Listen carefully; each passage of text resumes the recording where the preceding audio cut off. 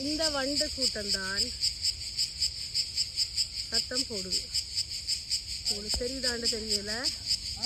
இந்த வண்டு கூட்டம்தான் சத்தம் போடுது.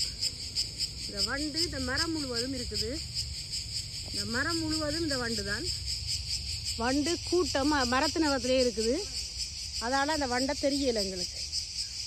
இங்கே வண்டு மரம் முட்டை வண்டு அந்த வண்டு இருக்கிற தெரியல. சத்தம் உண்டா இந்த பாக்கில் காது செத்து போயிடுது.